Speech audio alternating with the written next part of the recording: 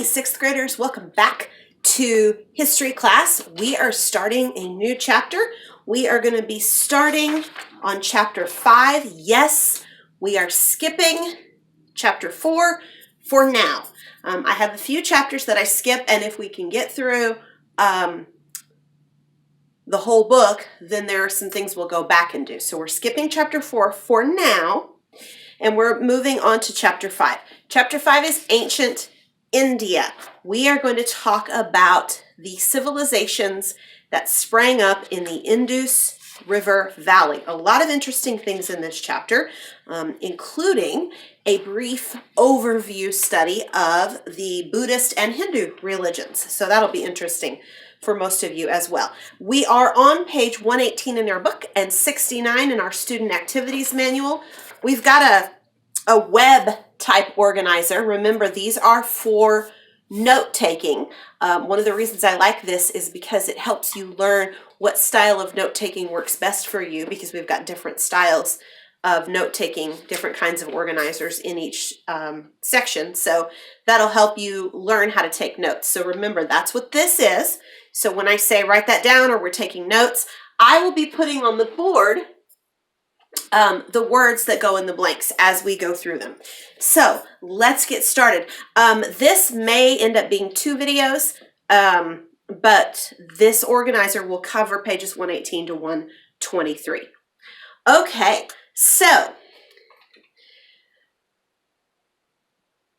the ancient Indian civilization was a mystery for a very, very long time. But in the 1920s, there was a man named Sir John Marshall. He was a British archaeologist, and he and his team discovered the ancient city of Harappa.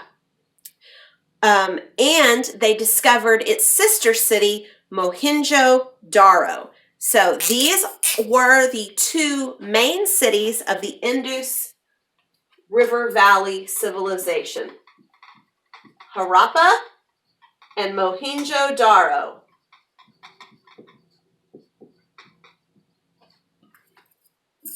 Both of these cities were located along the Indus River, in the Indus River Valley.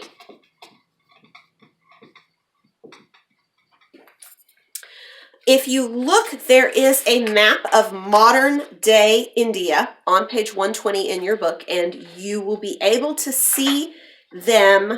Well, we'll get to that. I will get to that in a second. Archaeologists have dated these civilizations around 2300 BC. You can look at the timeline on 118. Keep in mind that every chapter, there's a timeline at the beginning of the chapter. So if you wanted to go back and compare, say, Egypt or Mesopotamia, you would be able to. This civilization that we're going to talk about at Harappa and Mohenjo-Daro are at the same time period as Mesopotamia and Egypt's Old Kingdom. Harappa and Mohenjo-Daro were really interesting cities, and I hope that you'll find it as interesting as I have as I started studying this. This isn't something that I really studied before I started teaching history. And, I took history classes that I was interested in, and I was really interested in European history, and I never really studied much Asian history. And so as I've gotten to teach it, I've gotten to learn more about it, which is one of the fun things about teaching, is learning new things as you teach. And this is really mysterious. Archaeological digs don't always give us a lot of information. Archaeologists can excavate site after site and not find anything and not find anything. And then all of a sudden, after years of looking, they'll find something. If you look on page 120, you can look on your map and you will see, this is a map of modern day India. You'll see China, Nepal, Pakistan. The cities of Harappa and Mohenjo-Daro are located on the Indus River in what is modern day Pakistan.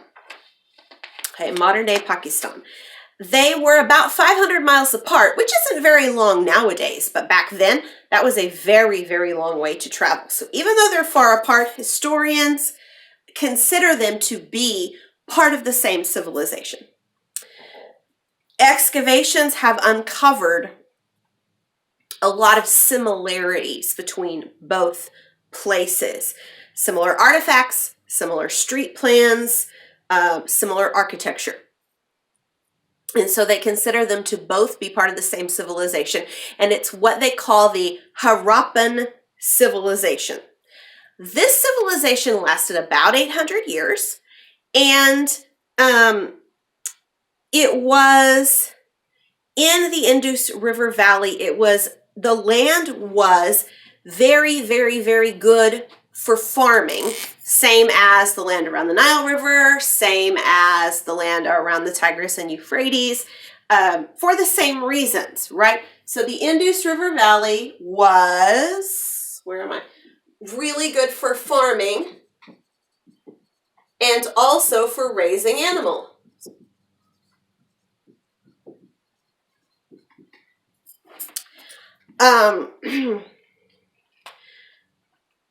Around 2300 BC, like I said, was when they think that these cities or these communities began cropping up. And this was a very sophisticated, highly developed civilization. Archaeologists have found that the Harappan cities were very well organized. These were planned cities, very well organized cities. Each city had a lot of things that we would consider really awesome today. 2-story houses, indoor bathrooms, a drainage system that ran throughout the whole city. Mohenjo-Daro even had a large public pool, and it was made out of bricks, and then it was waterproofed with a type of tar called bitumen that kept the pool waterproof. Archaeologists call it the Great Bath. And many historians believe that the Great Bath was used for religious purposes.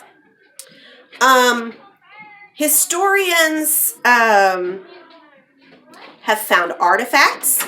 They've found all kinds of things. Bronze utensils, bronze pots, and it showed that the Indus River Valley people were both artistic and very skilled craftsmen. That's artistic and skilled craftsmen. We are going to stop there because my planning period is over, and so I will finish the second half of this section tomorrow. So please join me then and have a great day.